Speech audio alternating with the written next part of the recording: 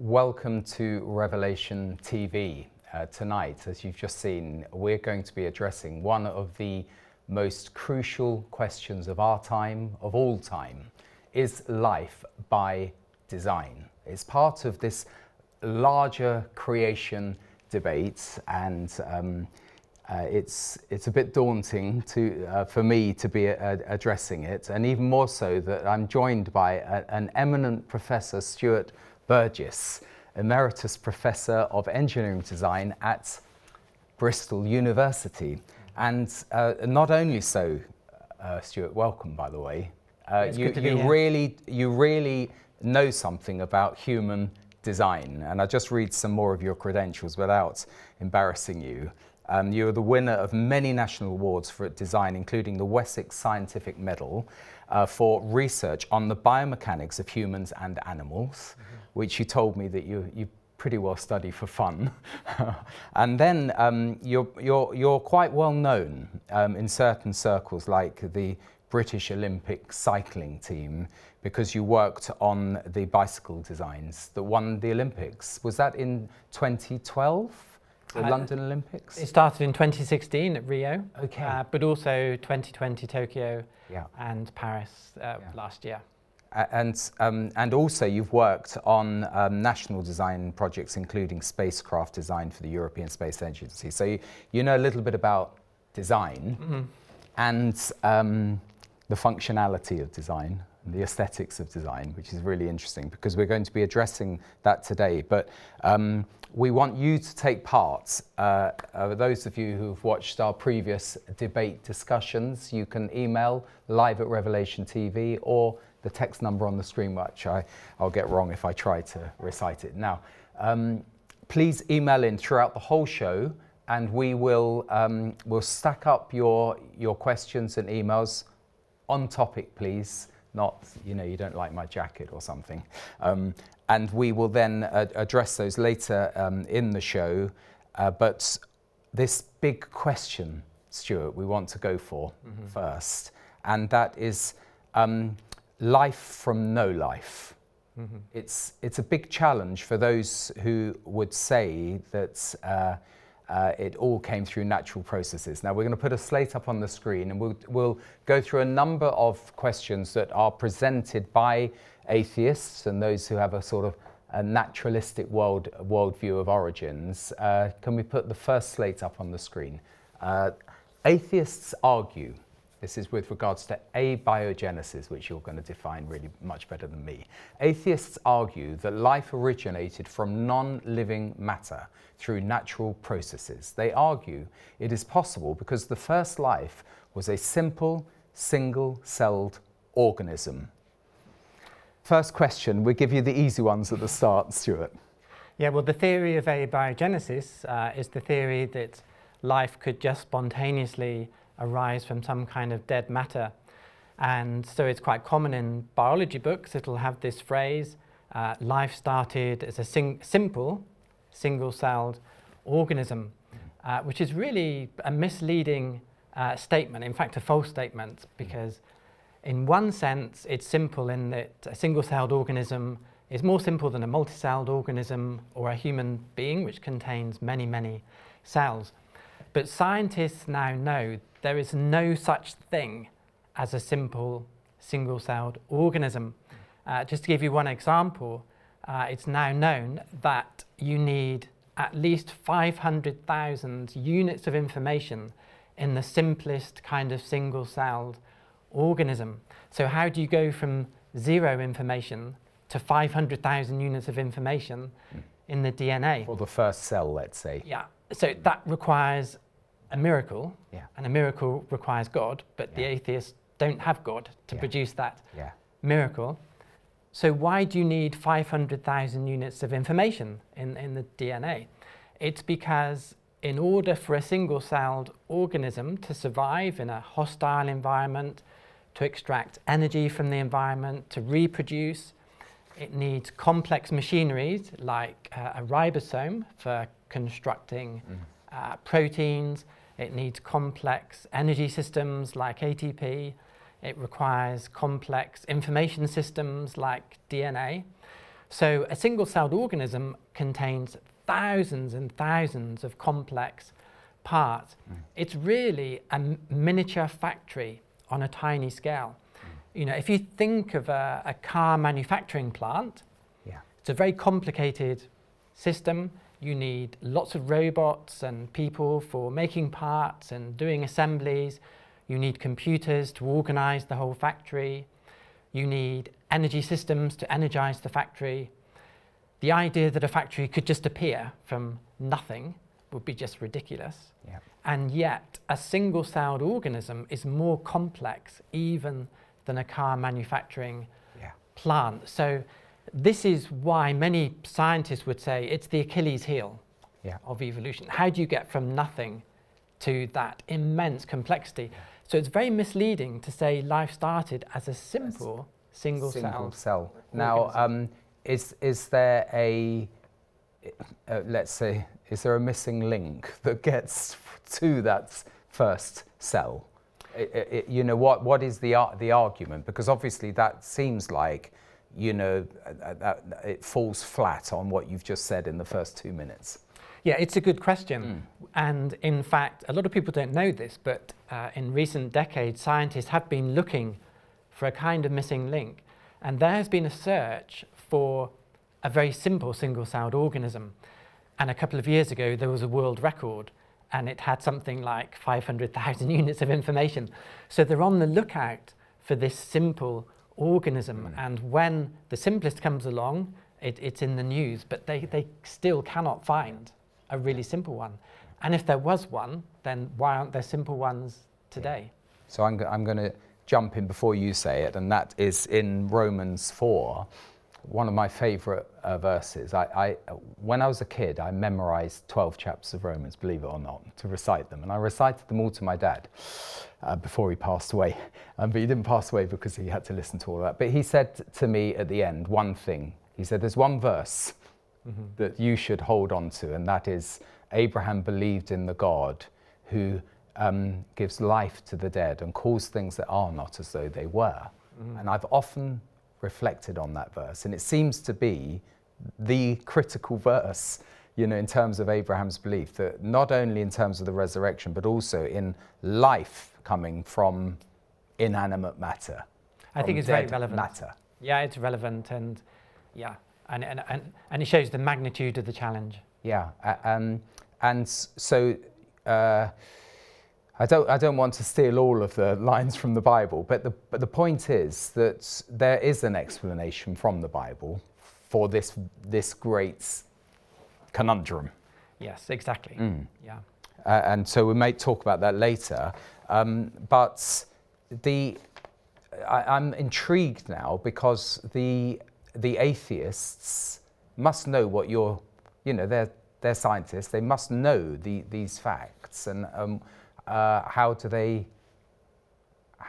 they explore? You know, of course they can say, well, we're looking, you know, on the road to discovery. Unlike you Christians, you say that you've discovered everything, but that's their excuse, that they haven't found it yet, but they're still looking. Yeah, I mean, atheists claim that abiogenesis is scientific because it excludes God, whereas Christians believe in some kind of God of the gaps because they just say God did it. But it actually doesn't make sense to say that something is scientific because you exclude God. Good science doesn't exclude anything. So it's a false statement to say science involves excluding God. If a scientist like Isaac Newton or James Clerk Maxwell were here today, they would be horrified if they heard that we have to exclude God to make something scientific. It doesn't make sense. If there's a real gap, you need a real God to fill it. Yeah. Now that's interesting, because our second question I'm not a devil's advocate, by the way, but because that will annoy the atheists because they don't believe in the devil. But I'm going to play that role in reading out their positions on some of these subjects we're discussing. And so on the issue of, is it scientific, atheists, which is part of what you're saying, they say their explanation to the origin of life is scientific just by virtue of the fact that it doesn't mention God. Yeah. Which is exactly what you're saying. Yeah, I mean, true science should be open to God being involved. Yeah. And when it comes to abiogenesis, I would say that the atheist is not being scientific because they're not following the evidence. They followed the evidence. They'd say it's not possible. Now, Christians believe that God created creatures according to their kind and plants according to their kind. And it's arguable that is more scientific because Louis Pasteur, a very famous scientist, he made a very important discovery that life comes from life. In the 19th century, there were some people who said these maggots seem to appear from nowhere, spontaneous life. And he said, no, life always comes from life. And he showed that. And basically, he was demonstrating what Genesis teaches, that God created according to its kind. God created the cat kind and the dog kind. And afterwards, they diversified, because Christians do believe in adaptation, diversification, speciation. So this is a key point, that you're not closing your mind to the science or the evidence, because that would be an accusation, wouldn't it be? Yeah, absolutely. Yeah. And I mean, Darwin actually did good work on adaptation. Darwin's finches were an excellent example of adaptation, but it's variation within a kind. Darwin never observed macroevolution. He observed microevolution and adaptation, and Christians obviously completely accept that. And it ties in with Genesis. So I would argue that the Bible gives a very scientific view of creation, and it's actually the atheist who is not following the science. They're following their worldview when it comes to abiogenesis. Yeah. Well, that's great, because that's going to wind up some of our atheist viewers, and you can please do write in. Don't be intimidated.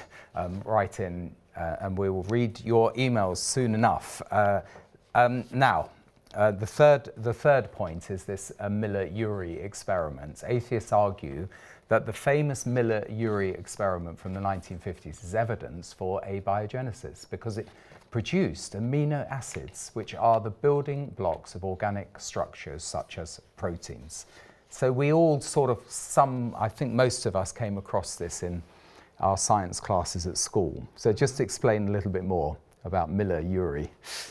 Yeah, it's a very famous experiment. They had a spark chamber, they had chemicals like ammonia that supposedly represented some early Earth atmosphere. And with energy and the chemical makeup, they were able to produce amino acids, which are building blocks of biological structures like proteins.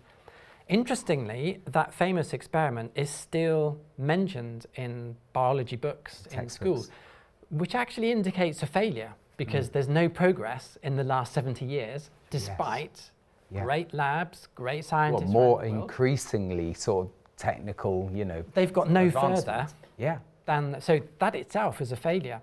But scientists really acknowledge that even the Urey-Miller experiment represented no progress on abiogenesis, because it was just producing random building blocks. It wasn't producing any kind of assembly.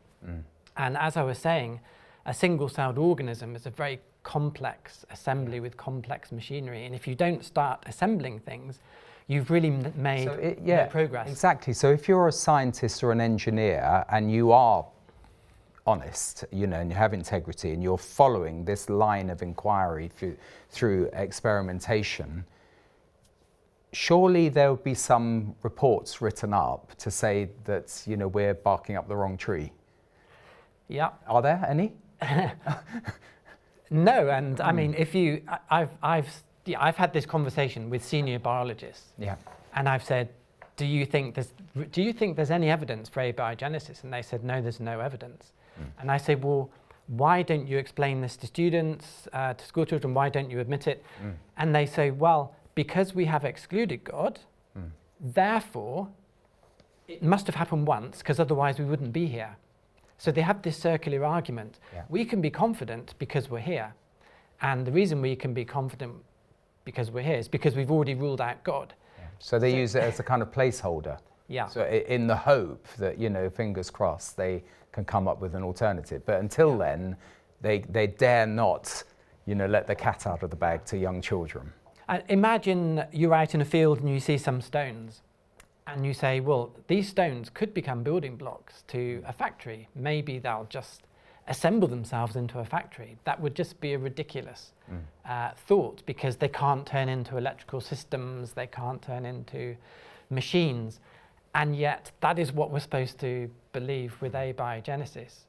Can I just read a quote? Yeah, please from do. Paul Davies. Paul Davies is a famous evolutionist, and he said something which very much backs up what I've just said. He said this: just as bricks alone don't make a house, so it takes more than a random collection of amino acids to make life. Like house bricks, the building blocks of life have to be assembled in a very specific and exceedingly elaborate way before they have the desired function.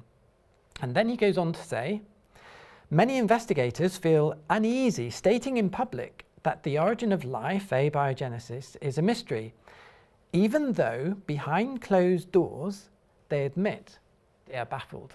Wow. Which is, isn't that quite an incredible admission? It's scary, and it does feed the conspiracy theorists, because they're thinking, well, these people, they're stitching us up, you know, and if they're doing it in this area, why not in that area and all the other areas? And so it's exactly it does build mistrust. It's exactly what I found. I've worked at Bristol University, Cambridge University and others, and I've made it my job to ask senior professors, what do you think of abiogenesis? And I find the more senior you go, the more blunt and honest they are in saying there is no evidence, but I'll only say this in private. I won't say this. Yeah, sad really, because I'm recalling that guy who, he wasn't a kind of six-day creationist, but he just posited that maybe that creation could be discussed in the Royal Society or somewhere in academia, and he was pretty well cancelled for that, not on the basis of anything other than prejudice, not on the basis of science. Exactly. Yeah, it's very sad, very sad. I think his name is Michael Rice, if I remember correctly. Okay, so that seems pretty conclusive. I'm still trying to get my head round whether there is any way that alternative explanations could find their way into state schools and into, you know, higher places of education and learning.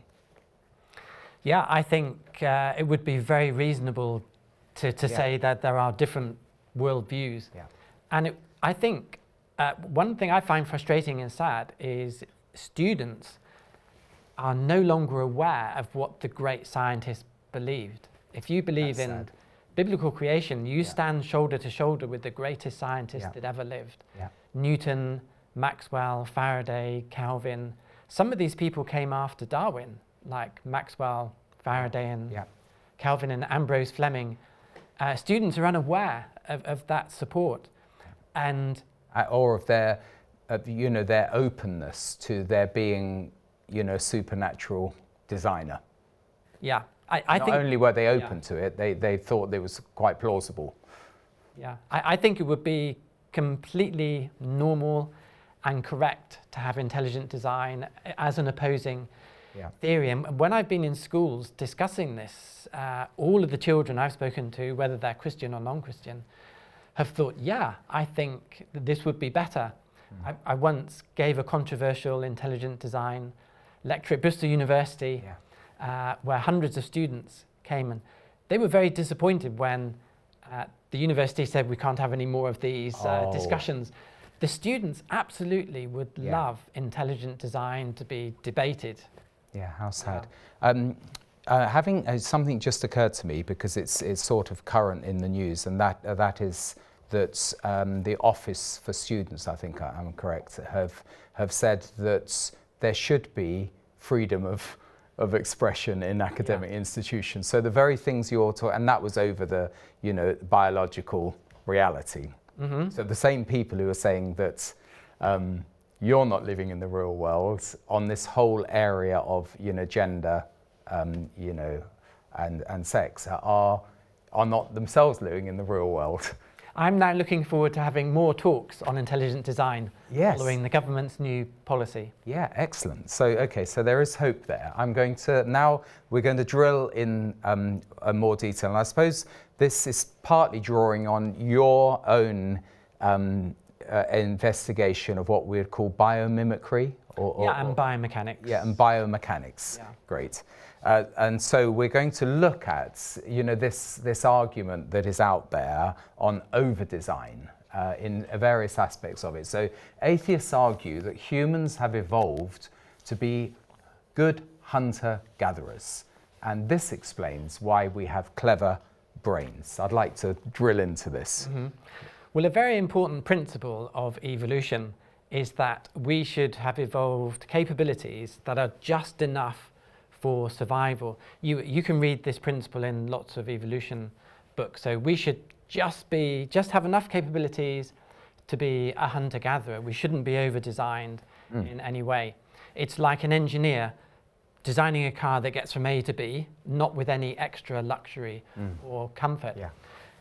But I think everyone knows that we are designed for far more than just survival, particularly in our brains and our hands and our voices.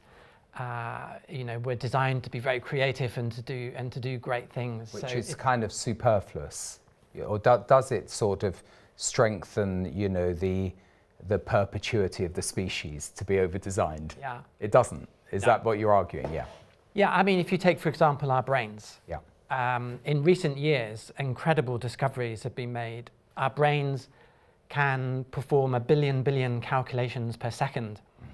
The equivalent supercomputer to a brain would be 100,000 times larger, the size of a small factory. It takes 1 million times more power to operate a supercomputer the size of the brain. Our brain just requires 20 watts of power.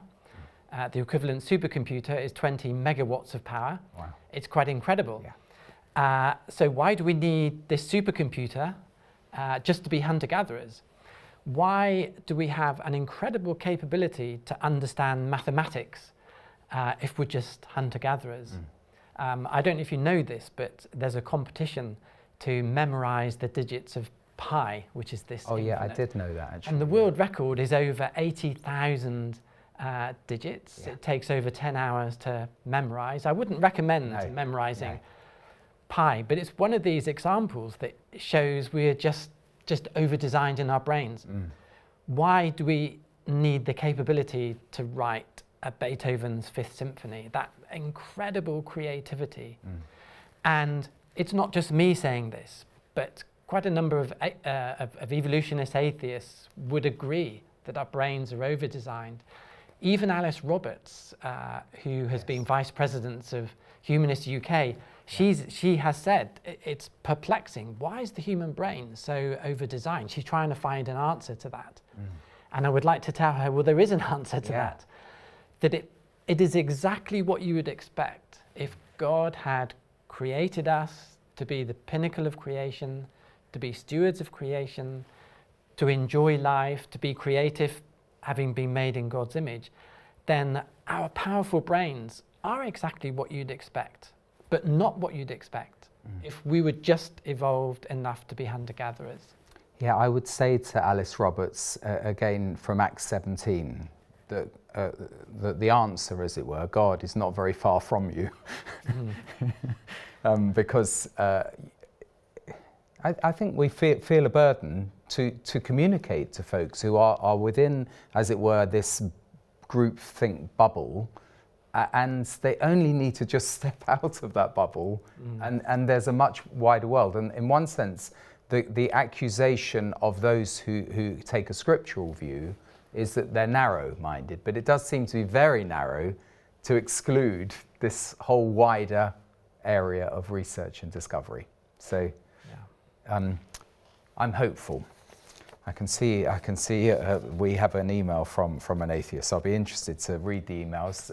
Please don't lose heart and don't be intimidated, because we're trying to break this down And you may have thoughts on any one of these slates that are coming up. The next one on the subject of overdesign is our hands. Atheists argue that humans evolved for tool making, and this explains human hand skills. How say thee? Yeah, and not just tool making, but some evolutionists have said the purpose of the human hand is to form a fist and to punch someone in the face. That's also a theory for our hands. I would say it's more to hold a squash racket and play that particular sport. Are you still playing squash? Yeah. That's naughty. Yeah. But I think it's mainly tool making that the atheists would argue. But I would say, and I've worked on the hands for about 20 years in the lab, I've produced robotic hands. The human hand is far superior to any engineered robotic hand that engineers have produced. And what? Let's go into a bit of detail. Why? Well, what is it about the human hand? The dexterity and precision. No one has produced a robot that can move the fingers in so many different ways as a human. Far less what's called degrees of freedom, and far less precision, far less sensitivity. The human fingers can feel a ridge 13 nanometers in size. That's 13 millionths of a millimeter. Robots can do nothing like that. And we have dexterity far beyond what is needed for tool making. Pianists can play, when they do a scale, 15 notes per second with precision and accuracy. It's one of these things we take for granted. If you're someone who can knit, you're doing several different grips and movements all at one time. It's a very complex thing that we just, and tying laces, these things. Which is somehow, it's not just the mechanics of the moving of the joints, it's connected to your brain and going backwards and forwards through all of these different calculations in the brain.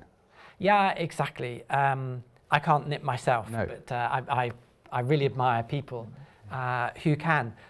These things are exactly what you'd expect. If God had created us to be stewards of creation, to be able to look after the animals, to make and create, but you would not expect that extreme level of skill and dexterity if we had just evolved just enough to survive. It really wouldn't make sense. So I'm now thinking again, because we know some very clever people who say they're atheists. The Prime Minister, no less, clever guy, who's openly said on the record that he's an atheist. It just seems a really primitive explanation that it's just for tool making, or something that's the most basic. I'm still trying to. Surely there's a kind of gap theory there in their thinking between the reality of what even the most simple person can observe and what they're saying the hand is for. Yeah, I mean, I have had lots of conversations with biologists over the years, and they've admitted to me, it's abiogenesis is the biggest challenge, but the overdesign of humans, there's still a missing link between humans and apes. Yeah. Apes have no words in their language. We have 1 million words in our language. Apes can't sing. We can sing beautifully. The difference between humans and apes is vast. And my biology colleagues will say, I admit there's this big difference. And some of them have said to me, it's not because of evidence that I believe in, have this evolutionary atheistic worldview. Some of them have said it's because I don't want to believe in God. Yeah. That's the real reason that I'm ignoring this evidence and I'm not following the evidence. Wow. Yeah, I mean, we've moved into the next question on overdesign, which is atheists argue that the human voice evolved to aid communication. That's a bit of an understatement. Yeah, in fact, there are other atheists who said, actually, the first origin of the human voice is to be able to scream. When we're hunting tigers, we wanted to scream at them. Or when women were being raped, they wanted to scream. So that's the origin of our voice. And others have admitted to me, well, a good hunter-gatherer wouldn't actually speak that much. So why is it we have this 1 million words in our language? And Yeah, people have written on this area of language and speech is a huge challenge to evolution. If you look at the history of language and speech, it just seems to appear 5,000 or 6,000 years ago. Yeah. There's no such thing as primitive language and speech. It just appears. Yeah. And the ability to speak is really a miracle of mechanical design. As we speak or sing, we have something like 100 muscles being coordinated to change the shape of our vocal tract, to change the shape of our tongue. It's an incredible piece of engineering. So yeah, another challenge of over-design in the human being. I'm tempted to keep digging into all of these because you've studied it. How do you?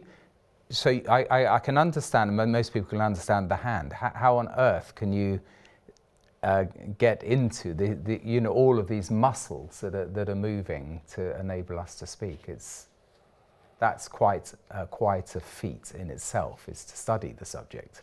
It is. It's a great pleasure. It's very humbling, actually, because when you try and design a robot that moves like the hand, you realise you cannot match it. You cannot begin to match it, which itself is a challenge to evolution, because engineers are not restricted to step-by-step change. So engineers should be able to design better systems if evolution were true. But what we find is that natural systems are better because God is infinite in knowledge. So this superiority of design that we see in the natural world, it's a great evidence for intelligent design. And you don't, I mean, you can have flexible materials, manufactured in rubber or whatever, and you can have strong materials, equivalent to bone, let's say, but to put it all together and to make it functional is quite a challenge. So what you're saying is that Elon Musk has got a bit of a task on his hands. Yes. To create these kind of humanoids out there. So the next one is really intriguing, and that is beauty. And I'll read what atheists argue, that the beauty of peacock feathers is the result of sexual selection, females preferring beautiful features in males.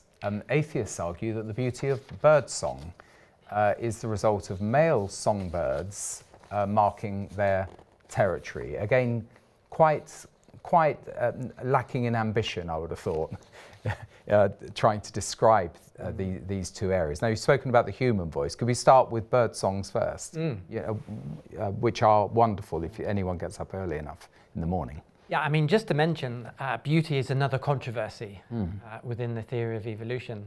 Charles Darwin himself said the beauty of the peacock feather makes him feel sick.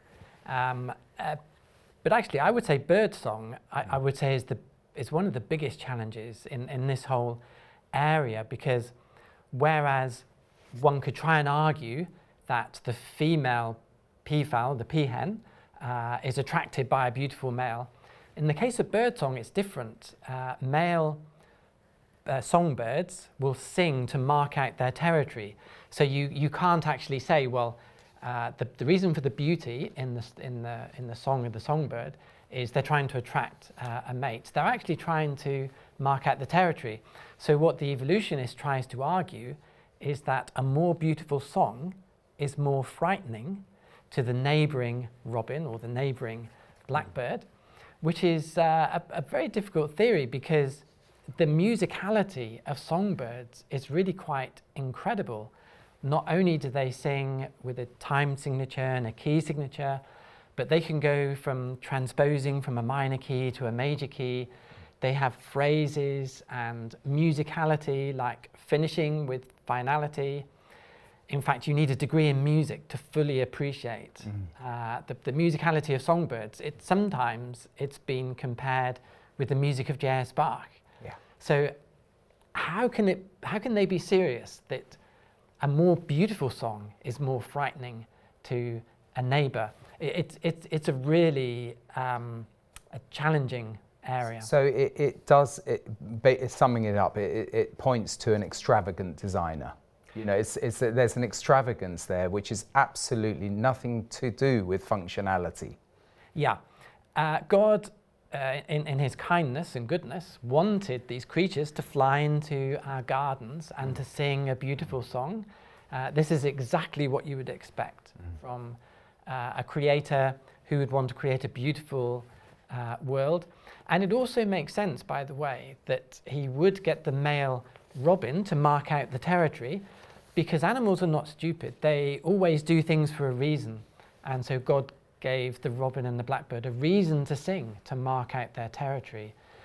So that also makes sense from a Christian worldview. Now, going back to schools, which, you know, and education, which I know we're both very concerned about, it seems that students and children are impoverished if they're not hearing this and studying these details. They're just studying a broad brush approach to design, and this whole idea that evolution doesn't require this over-design. Are children taught this? No, they're not. They're also taught that abiogenesis is more or less a fact, and these other areas that we've discussed, they're not told the controversy, which is quite incredible when you think how controversial these areas are. The reason, if you speak to Alice Roberts, she'll say, well, because we've ruled God out of science, it must be a fact that all these things have an explanation. And we don't want to confuse the students by saying there are all these doubts and controversies. Sadly, we have an education system today which is really spoon-feeding children right from the age of 4. Evolution has been brought into primary schools. And just interjecting, I remember when it was sort of imposed that there were many evolutionists who said it's too complicated to actually explain. So even though it is, we've just been saying, it's quite primitive and lacking ambition in explanation, they themselves are saying it's too complicated to teach to young children. But for political reasons, governments are saying, got to teach it. Yeah, I think there's also this, you know, it's complicated. Yeah. You know, I mean, you'll have teachers speaking to universities saying, oh, I didn't realise, you know, this, you had all these doubts about abiogenesis and these other areas. It kind of opens up a Pandora box. But yeah, it's which is, you know, a bigger subject of how society has changed and how politicians, I would say some of them deliberately have, from Roy Jenkins onwards, have deliberately said, no, we're going to steer society in a secular direction. Yeah, one thing I would add is that if you read The Origin of Species by Charles Darwin, he is surprisingly honest. Every now and again, he will say, I admit it's ridiculous to think peacock feathers could just evolve by chance. I admit that.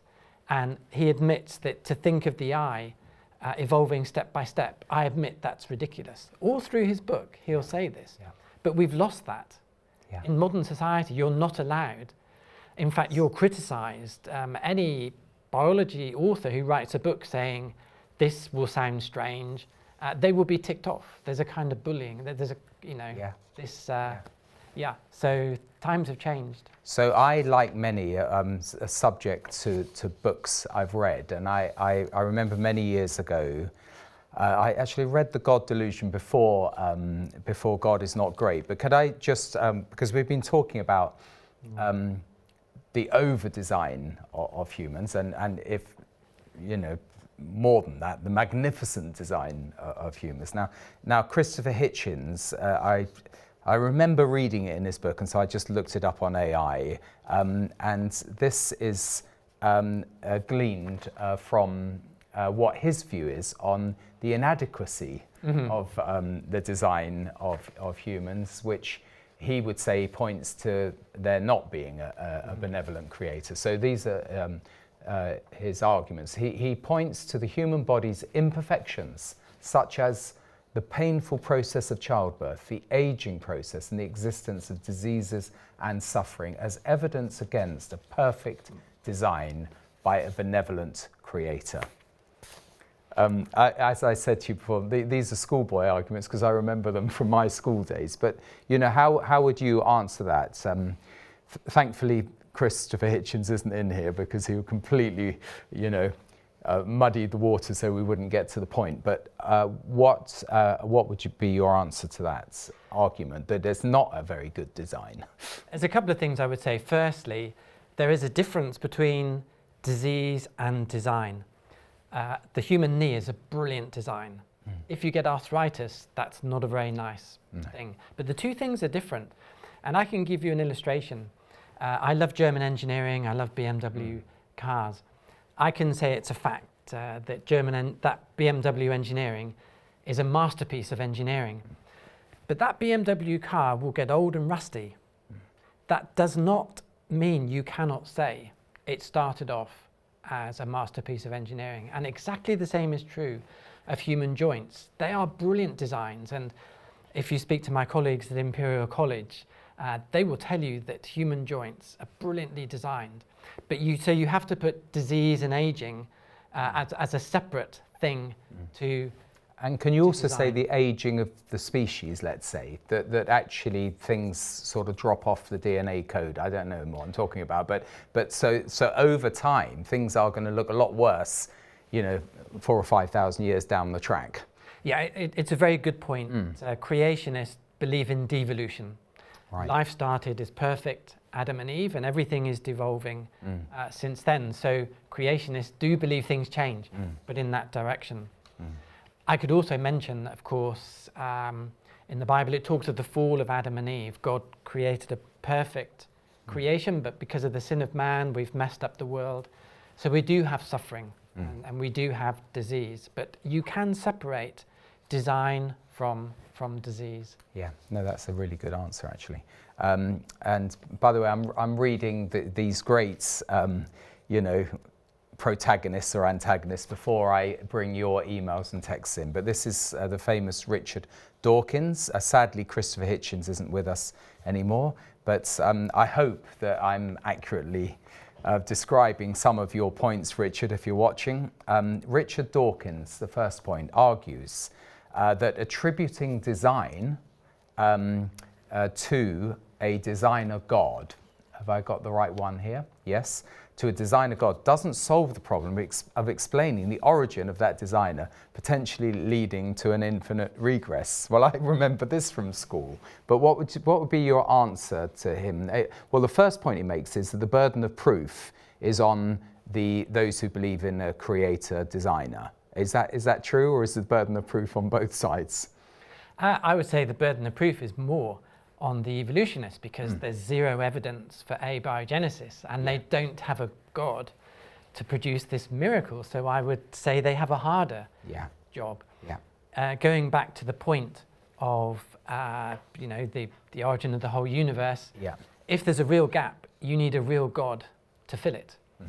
And if you go to the fundamental laws of thermodynamics, according to the first law of thermodynamics, nothing should be here, because you cannot create energy and matter out of nothing. So you need the almighty power of an almighty God just to bring everything into existence. And the whole definition of God is that you need that person with almighty power to bring the universe into existence. So that makes sense from a scientific point of view. Yes, it does. And actually there's no, you can see that I'm not an impartial interviewer. It's actually more enjoyable, actually. But this argument that you've got to say who designed the designer and who designed the designer that designed the designer. That's like that is not an adequate argument, really, is it? If you wanted to know who designed this BMW car, you can't say, well, I won't let you say someone designed it, because you'd have to say who designed them. Yeah. Now, I've got a little bit muddled, so I'm not sure. If we put the next slide up, I'll know where we are. So that is exactly what I've just asked. So I've asked it from my page, which is exactly the point. Yeah. It leads to an infinite regress. Okay. And then this is, I think I've got one more to read, sorry. Slide 11, I'm being led by my ear now, so thankfully my ear works. Scientific theory. So the objection of atheists to intelligent design is that it is not considered a scientific theory by the scientific community, as it relies on supernatural explanations and doesn't lend itself to empirical testing and falsification. There's probably a couple of points in there, but I suppose the first one is they're setting the rules, are they not? I mean, the first thing I would say is that you could argue evolution is evolution of the gaps.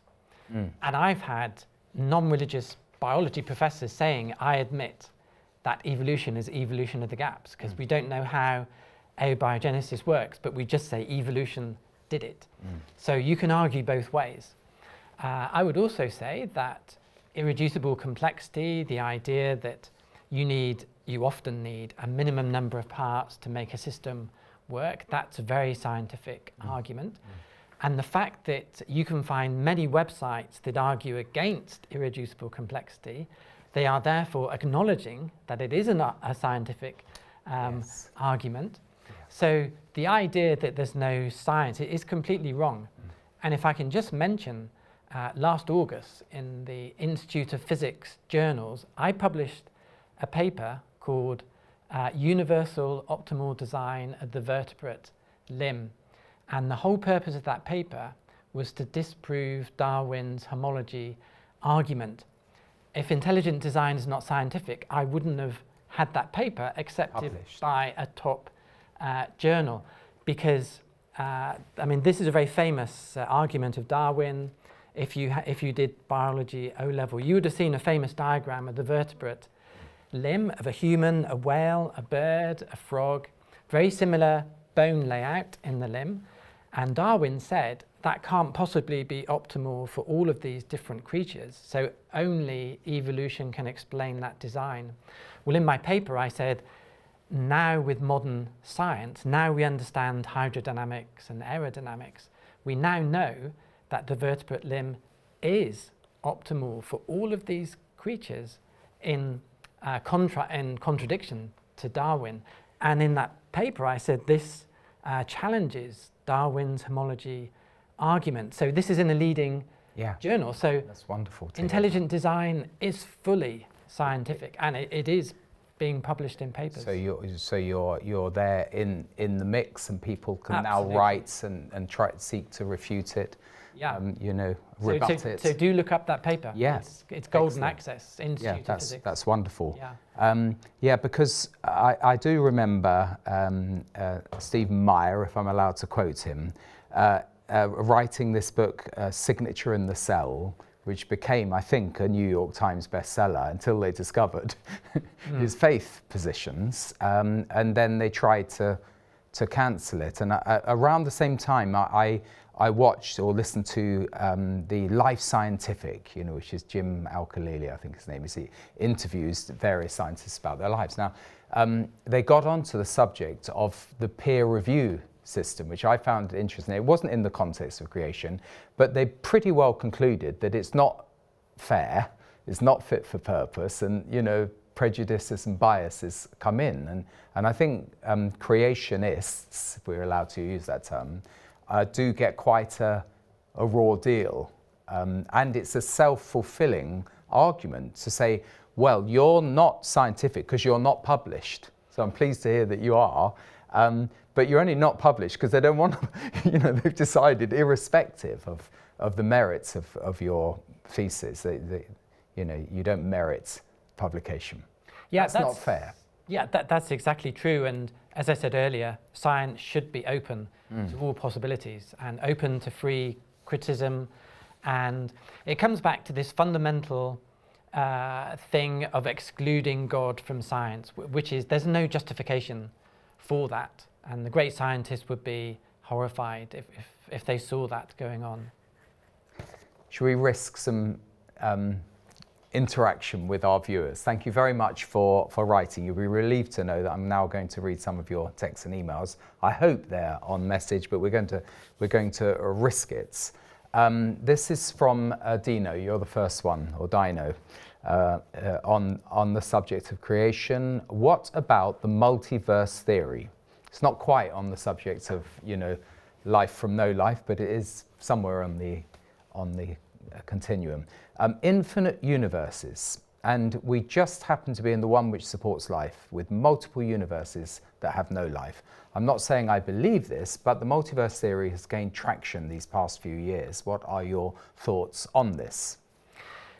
Yeah, I mean, just to make a comment, if you read the writings of Paul Davies and leading evolutionists, they're not very keen on the multiverse theory. So it is losing traction, mainly because you just cannot prove it or find any evidence for it.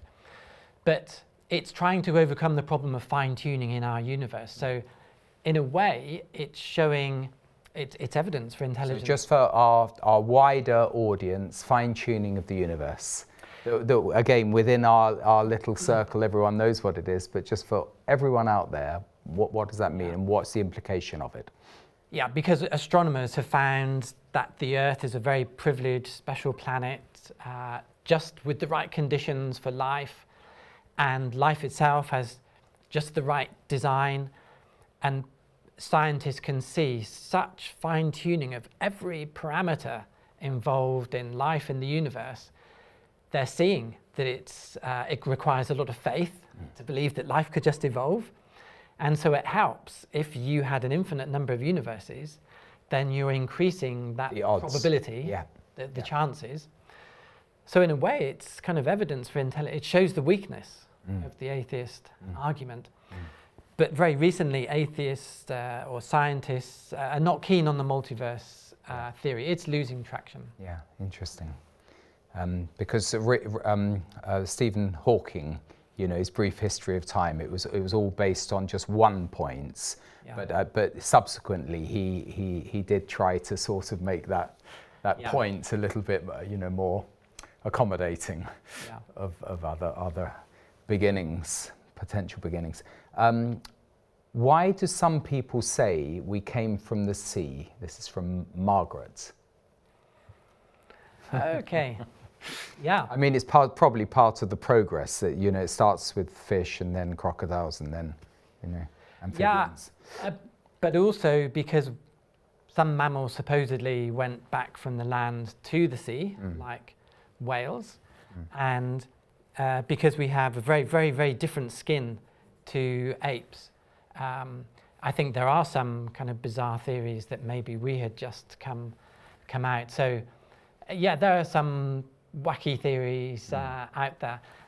I think it's interesting that God made mammals to go in the sea, maybe so that, you know, whales could come up and we would see those wonderful creatures as well. But those mammals in you know, marine mammals, a great challenge to evolution. There's no credible theory as to why mammals would have gone back from the land into the sea. And also they are certainly, just for a punter looking at it, it seems they are on different tracks, even if there is some adaptation of just the idea of because it looks similar, and you know, as you're talking about the hand, let's say the webbed fingers of a frog,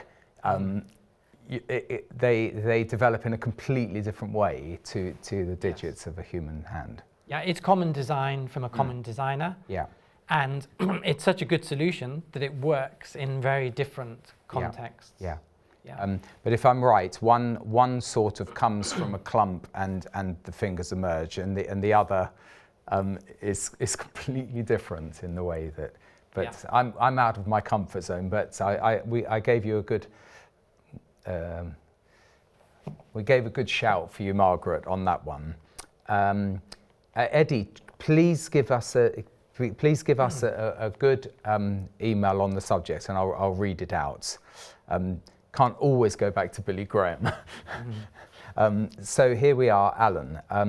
Hi, Tim and guests. Thank you so much for one-sided debate. As an atheist, it's so clear that scientists should never debate a creationist, as there is no one offering an opposite point. Then everything about this program is pointless.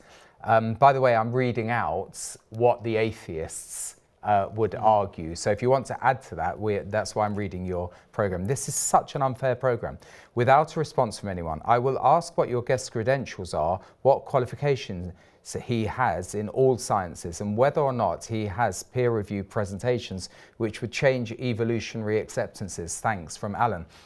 Interestingly, to be fair to Alan, he wrote that before you said, and we had that discussion on credentials. But you're an engineer, so you are, and at quite a high level, has to be said. I don't know whether, Alan, you read or you listened. Maybe you want to hear the programme on catch-up or on demand, so you can hear the introduction. But you have quite a lot of experience of studying design. Yeah, I work on the interface between engineering and biology. I've been editor of a bio-inspired journal, guest editor of another one. I have a couple of hundred scientific publications, many of them on biomechanics. So yeah, it is an area that I'm qualified in. I would say, and as I've said during the program, I have wanted to actually save the conversations I've had with my colleagues, and I've really enjoyed conversations with biology professors who are not religious, not Christians. I've been very good friends with them, and they have often said to me, Stuart, you're right. Evolution requires faith. And I can see there are strong arguments for intelligent design. They will say that to me in private, not in public. So I've tried to do that during this program because I'm not debating with an atheist. So I've tried to bring in what the atheists say. And to be fair also, if, you can carry on with your defence, but I've probably, like you, Alan, I've watched many debates, and I find that on this subject and others, I find that the debaters tend to have their scripts and they don't actually engage as much as we are engaging in this programme. So it's not an easy fit when you have two narratives, two worldviews to actually properly, as it were, join in battle. I'd also like to make the point that Alice Roberts, Richard Dawkins have hours and hours and hours of airtime on the BBC, in the newspapers. Creationists have no airtime. So this is a tiny little bit of airtime back. So I think if you really think about it, I think this would be a very unfair criticism. That's a very fair point, and sometimes I would say methinks they doth protest too much, because and by the way, Revelation TV is a Christian channel. sorry about that. So we do believe in the Bible here, but we haven't even got onto that yet, which I hope we do. I'll read a few more emails and look at some of the biblical arguments. Thanks for writing in, Alan. Come back on us if you can before the programme. We've got about half an hour more. Who are these scientists he keeps referring to? By the way, I said, Alan, come back again, and I'm reading your next point. But who are these scientists he keeps referring to, and where can we find the information Professor Stuart Burgess is talking about? Where can we get some of what these quotes and these individuals? People have to look it up. Yeah, I'll mention, to be specific, one of my good friends, professors of biology, was head of biological sciences at a major British university. So he was head of school above departments, a very senior professor of cancer biology, hundreds of scientific publications, wasn't a Christian. He said intelligent design, it sounded to him a very good theory. It's like the elephant in the room. And he said, I would not like you to repeat my name, because if you did, I would be sacked or demoted. So I'm sorry, I can't give you his name. But what I can say, he was head of biological sciences at a major university in the UK. And at least two other professors of biology said similar things. One professor, I will give you the name because he was a Christian and he's now retired. It was Professor Alan Linton, who was head of microbiology at Bristol University. He wrote the foreword to my book, Hallmarks of Design. And even though he was internationally renowned, head of department at a top university, And in the foreword to my book, he said, evolution is just a man-made theory, just to support atheism. And if you think about it, how can the head of biology at a major university say, I've been here all my life, I've been teaching evolution, and I think it's just a man-made theory. So do look up Professor Alan Linton. Thank you very much. Excellent. Eileen says, we are fearfully and wonderfully made, so we're perfectly segueing our program into some biblical views here. Don't evolutionists come out with some comical explanations as to our origins? I think you only have to look all around you, especially in the spring, to know without doubt that we have a wonderful designer creator. I do love spring. Yeah, it's my favourite time of year. You see the power of growth and you see the goodness of God. He's filled the world with beauty, not just birdsong that we can enjoy hearing, but the beauty of flowers that we can appreciate. Yeah. And we are designed to experience pleasure, our taste buds to enjoy food, and our senses to enjoy creation. Yeah. Eileen writes again, so it's not only Alan we read more than one text from. She just says, Billy Graham, because I mentioned him, said that if we only evolved, we would never have got beyond the Neanderthal stage. I don't know what that means. But yeah. The views on Neanderthal... I normally would say speak for yourself, but carry on. Yeah. Since Billy Graham, lots of discoveries have been made about Neanderthal man. It's now been discovered he was very sophisticated, played musical instruments, had a refined culture, walked upright.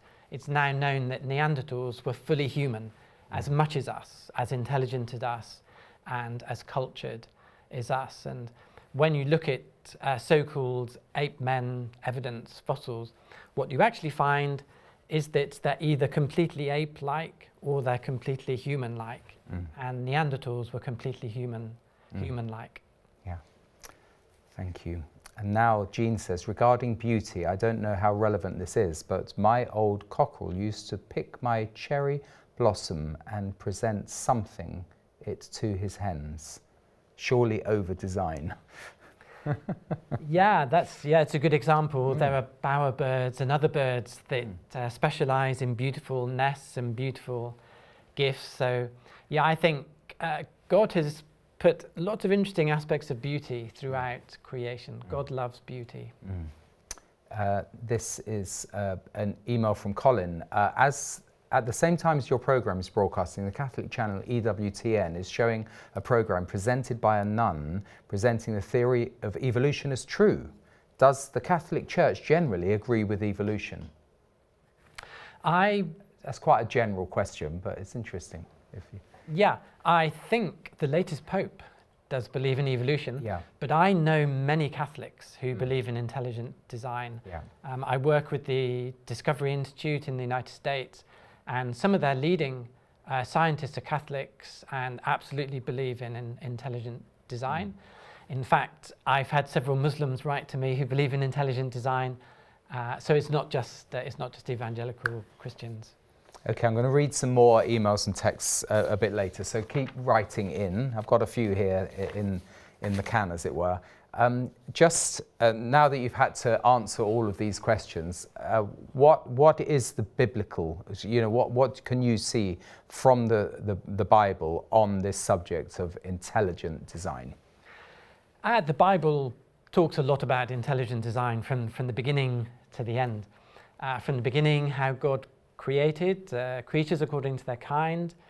In the Old Testament, in the book of Job, some wonderful passages on design. I love the verse where God says to Job, "Does the hawk fly by your wisdom?"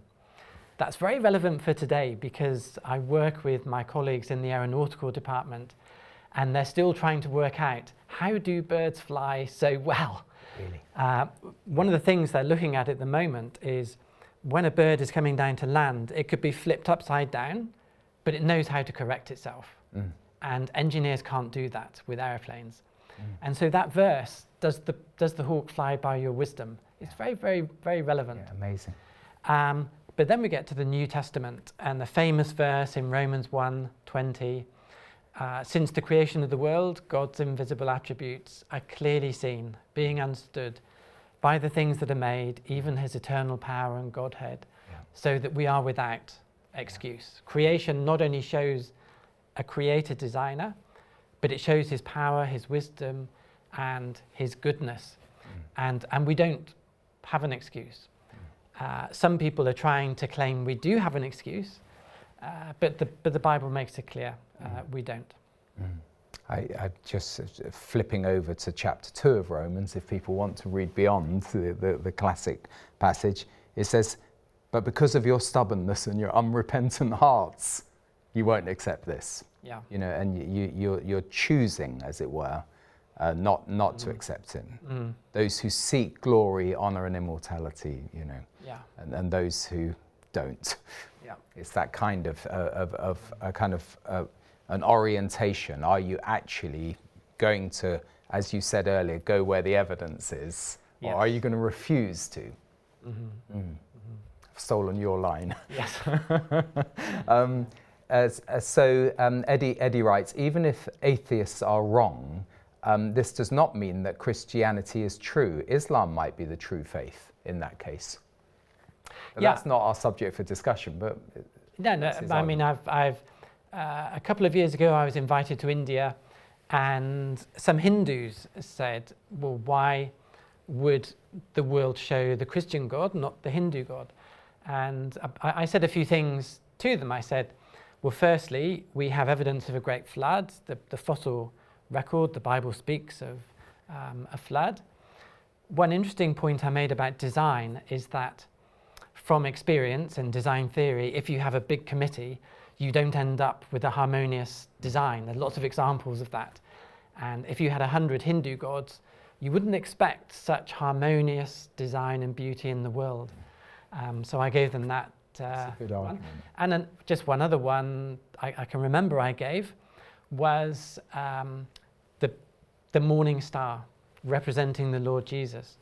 There are some things in creation like the morning star that point to one special person, the Lord Jesus. So I think there are some things in creation that do point to the God of the Bible. Yeah, and on the subject of Islam, you know, the Judeo-Christian viewpoint of the human design, let's say, is that we're made in God's image. Now that's a kind of blasphemy within Islam because Allah is so much higher and more distant, as it were. But that's quite a powerful thing to explain over design, isn't it? If we're made in the image of the Creator, you would expect over design. Yeah, I mean, there is this contrast between what evolution predicts, what the Bible explains. The Bible says we're made a little lower than the angels, right up there. Evolution says we're made a little above the beasts, right down there. Yeah. So it's a huge difference. Wow. And we are over-designed from head to toe, which shows that, yes, we are up there, made in God's image. That has a massive implication on how you view others, how you view society. If we're just above the beasts of the field, anything goes, doesn't it? Creation doctrine affects our worldview. Our worldview affects every aspect of our life, how we educate, how we legislate, how we see the purpose of life, how we would view abortion, euthanasia. It affects just absolutely everything and has huge consequences. Actually, one of the consequences I'm familiar with myself is the collapse in mental health that we're seeing in society. I was head of department 3 times at Bristol University, and I had to deal with students with mental health issues. If you go back 100 years, you would expect 1 in 100 students to have a mental health issue. As of today, it's at least 25 in 100, and it's going up. And having dealt with many hundreds, thousands of students, from my experience, it is this atheistic worldview that is causing this mental health crisis.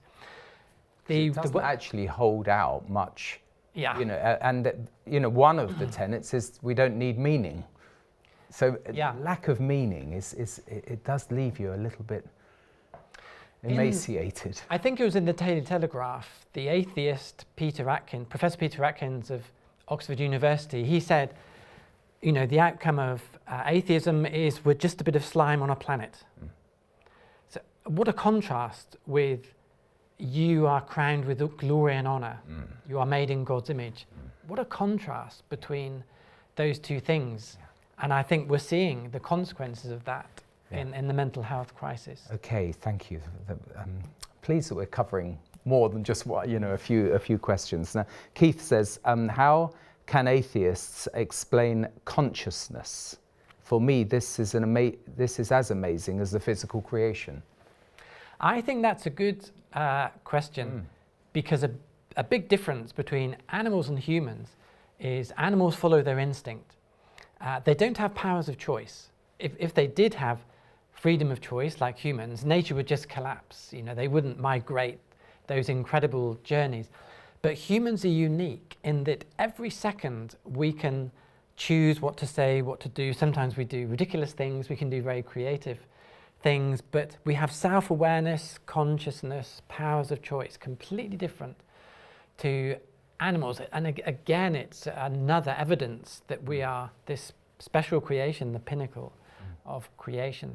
I nearly read, and this is also in Romans 2, conscience, but it was, to be fair, the question was consciousness, but conscience is another amazing feature that isn't really explicable by biology. Yeah, because we have powers of choice, we can therefore make mistakes and do bad things, and therefore feel guilty. A lion doesn't feel guilty if it kills because it's not choosing it. It's instinct. It's doing what its instinct tells it to. But if we murder, we feel guilty because we chose to do that. So humans uniquely have a conscience, and of course, the Christian message is we can have our consciences cleared. You know, we can be healed if we, if we repent of our sins and trust in one who can forgive our sins, the Lord Jesus, who paid the penalty for our sins on the cross of Calvary. So this all follows on logically to our need of salvation. Yeah, another favourite verse of mine, they're all in Romans, is where it says, your conscience will bear witness against you on the day when the Lord will judge men's secrets through Jesus Christ, who you've mentioned. And that I like it because it's not you or me judging the atheist or the unbeliever. It's their own conscience, which, let's say in the courtroom of heaven, that will bear witness. That's quite a powerful thought. Yeah. I think that's a really important point. Yeah. Ultimately, it's not us arguing against each other. We have to think, well, if there is a God, then that's who the argument is with. Yeah. Tracy writes, thank you. Well, I think we've got probably about 14, 15 minutes, 10 minutes left. Okay, I better speed up. Thank you for a great programme, which I think has represented both sides. I do find it laughable that an atheist is accusing the programme of only showing one side, when our schools, social media and TV programmes only show the evolution perspective. And just on the subject of schools, I think I already covered it, but it may have been before the programme because it's been such a full programme, that the governments require any school that receives government funding to only teach the evolution hypothesis. That doesn't seem fair. I may have already said it in this programme, but that doesn't seem fair. It's not fair, and it's due to lobbying by humanists, not scientists. So the battle is really humanists wanting a humanist agenda in schools. It is not a scientific battle, it's a worldview battle. I like going into schools, state schools, Christian schools, and even when I've been into state schools, the students, the children have been really interested in the intelligent design worldview, and well, be careful. You might be reported to the prevent strategy people, the police. But I know for a fact that students would love to hear the other side. And I go back to the great scientists, Isaac Newton, Kepler, Pascal, Kelvin, Fleming, Faraday. Almost all of the great scientists believed in God, believed in intelligent design, including those who came after Darwin. They would be astonished that our schools and universities are not at least presenting the intelligent design. It would be very interesting for Charles Darwin to rock up today and to see what he thinks of those who carry his name, as it were, the neo-Darwinists, and be interesting to hear his take on it. But also Tracy's mentioned social media, TV programs. It is pretty a blanket of viewpoints, and of course the news media as well jump on something that that may just give a little lifeline to, let's say, is there life on Mars, which happens to be this week, I think, that they found some carbon up there. They think. So yeah, it's a challenge. Wonderful program. In response to Alan's message, this is a Christian channel, I've said that after all, so how can it be a bit unfair? Isn't it amazing how many atheists watch Christian channels, searching possibly? And someone just commends me for doing quite well outside my comfort zone. I think honesty is a really important thing, though, isn't it? We have to be honest with people who are being honest, in what they're measuring, let's say. They're doing honest inquiry, and they're obviously it's within a framework that says there's no God, but somehow we have to engage with them, which I know that you do that. Yeah, I mean, I've really enjoyed the last 30 years discussing with my colleagues, often in the coffee room, origins. But one point I would like to make is that in my experience, most academics are not atheist. Most academics are actually agnostic. They don't really have a strong view. And I think this explains why there's so much sympathy for intelligent design. But sadly, academics realize they're not supposed to articulate and talk about intelligent design. And it's really a type of bullying that they realize there are consequences if they do that. But I find it frustrating that within academia, I can talk about intelligent design in the coffee room, but it's not allowed to be discussed in public on television. It is, but we've now done it, haven't we? We're on television, so there's no going back. I discovered that a few years ago, and I thought, well, I'll live with that label. Satinder says, unless the Lord himself opens your spiritual eyes and lifts the veil, the Christian faith and all its beautiful benefits will go right over the top of your head. From Scripture, Jesus said to Simon Peter that he was blessed after he called Jesus the Christ. Why? Because as Jesus said to Peter afterwards, your flesh and blood didn't reveal this to you, but my Father who is in heaven. So that's, I don't want to completely hog you've travelled here, whereas most people are just, don't want to diminish the emails coming in, but is there anything else that you want to say? Please feel free.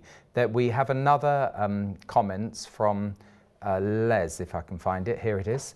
Some think that the universe is the result of blind chance, that humanity is the product of a series of accidental circumstances. The truth is that the universe has been supernaturally formed by a creator, and humanity has been specially designed and created by an all-powerful God.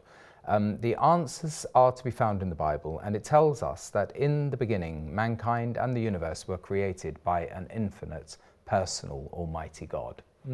Wasn't so much a question.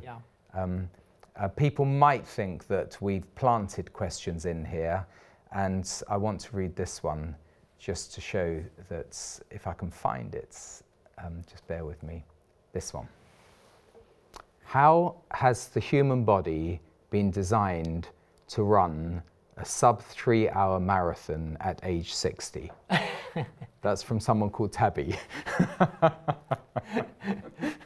Your daughter, apparently. I didn't say that, but is that true? Yes, that's something I've Did you set her up to write in there? No, I didn't ask about that. You said something to me earlier while we're sort of lightening up at the end, that I am a biological anomaly. Just tell me what you meant by that. Yeah, I mentioned earlier that men either go bald or grey by the time they're 60, and I notice you're 60, but you're not 60. Bald or grey, so I'm very impressed with your genes. But I am going to die. I don't want to give people the wrong impression. But I know it's strange that some people, for whatever reason, is that part of the decay again? That's know. So if we were to go back to Adam, let's get it out there, the first man. How similar or dissimilar would we be to him, and how impressive would he have been? Yeah, we would have been very different. Adam would have had no genetic defects at all. He would have been super healthy, super handsome, and even after the fall, he would have had fewer diseases and illnesses than we have. But over time, those things accumulate. So there definitely has been a change. Yeah. Okay, so we've covered quite a lot of grounds. We could have gone into how can you get information from no information. Yeah. Where do the mathematical and physical laws come from? Nothing. Yeah. How do atheists argue that one without putting words in their mouths? Because that might anger one of our emailers. Yeah, I think that's one of the hardest things.